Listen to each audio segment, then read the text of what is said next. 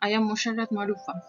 I am now presenting my machine learning project on credit card approval prediction as a part of my internship in Mentorness. Here I will discuss on exploratory data analysis and machine learning on credit card approval prediction. Here is my project overview. My project aims to perform exploratory data analysis and develop a machine learning model with highly accurate credit card approval prediction result.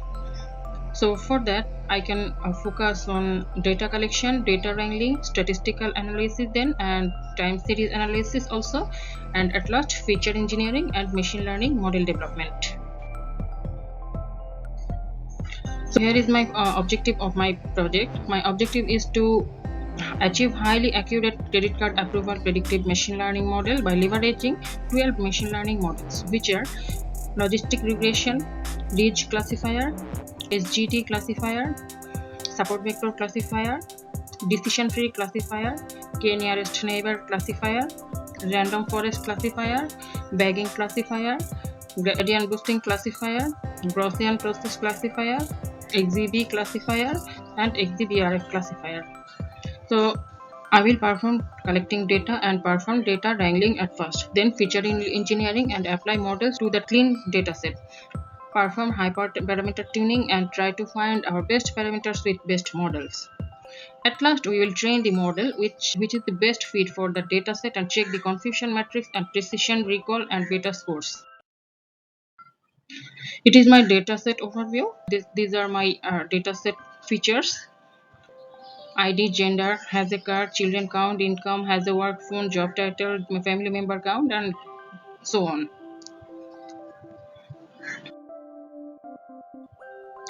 Then it is my part of data wrangling.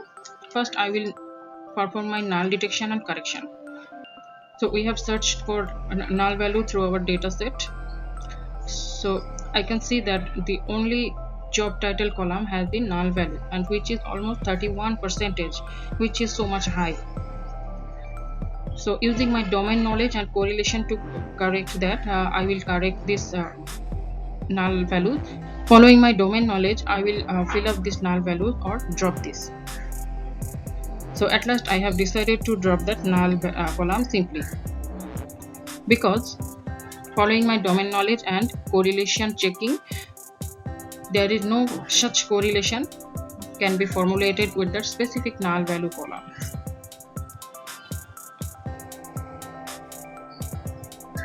Then I will perform data wrangling, formatting data. Here we can see that the age, employment length, and the account age columns in the dataset are promiscuous. We have corrected this and get a usable format for machine learning. So here you can see that the age format, the age column has the negative value, which is minus 16,207, which is converted to 44.58. Now I am correcting my data type, like age has been the float value. I am converting this to integer value. Then I have performed my outlier detection and correction. I can see that the children count, income, employment length in year, and family member count, the 4 columns have outliers. So I have tested Z-score and keep the outliers values at most 4 sigma. Now in my data wrangling part, I have created a new feature called year, because the year column has been so much important for my time series analysis.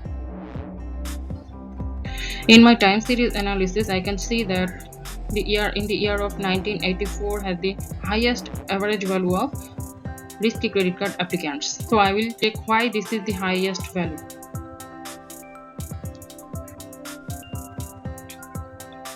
So in my exploratory data analysis, I can see that the age above 56 and account age equal to 56 years are the high credit card approval risk, who are mostly from the municipal area.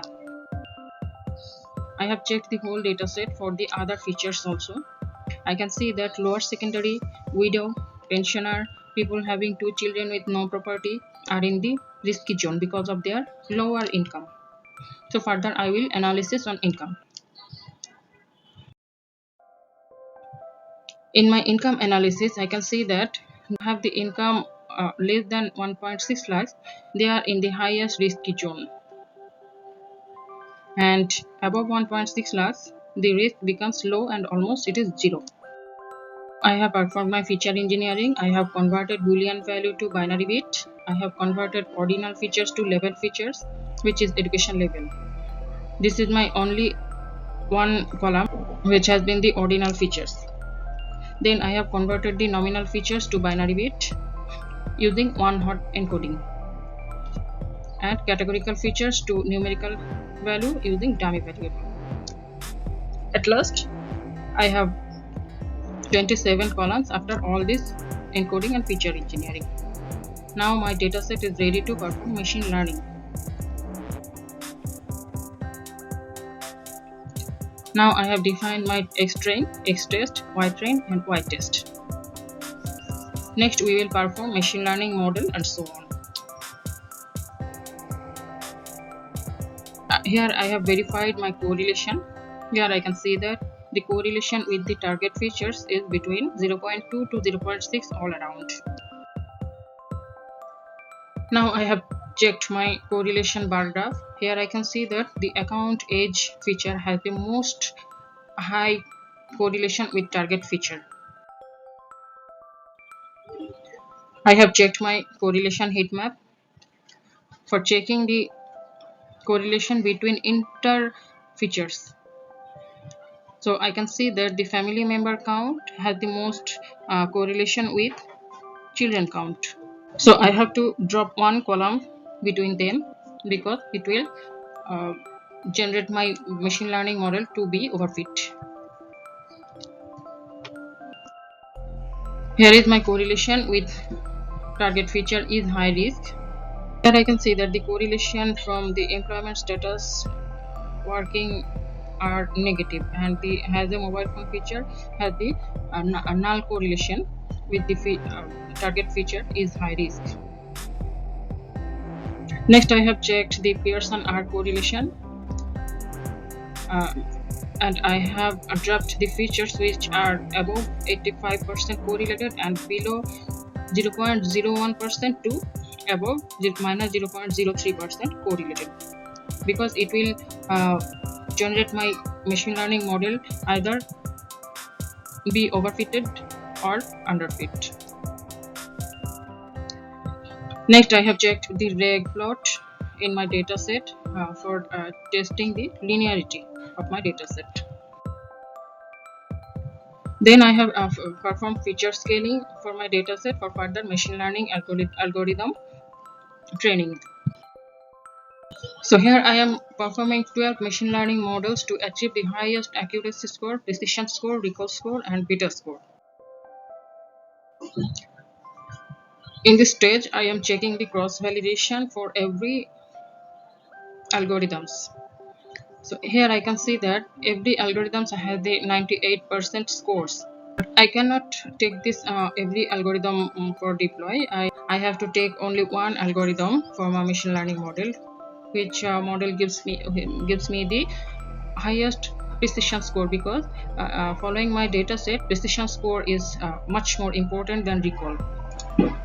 It is because my data set is biased and I have to check the precision score with accuracy score.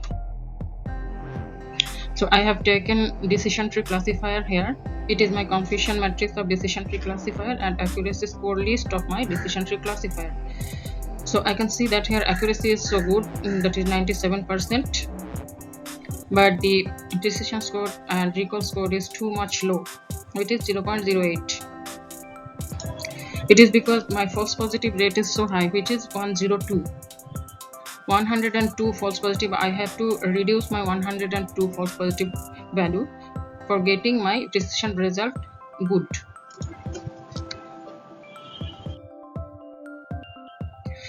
Here I have checked also gradient boosting classifier because it is an ensemble classifier, and we know the ensemble techniques balances the precision and recall score. So here I can see that the false positive rate is only 1, so that my precision score is quite good, which is 0.8, that is close to 1 almost. Recall score is too low, but it is not so much important that like precision score. We have to take the highest precision score value with the accuracy score. So you can see that the precision score is high with accuracy score. So we can take the gradient boosting classifier for further deployment.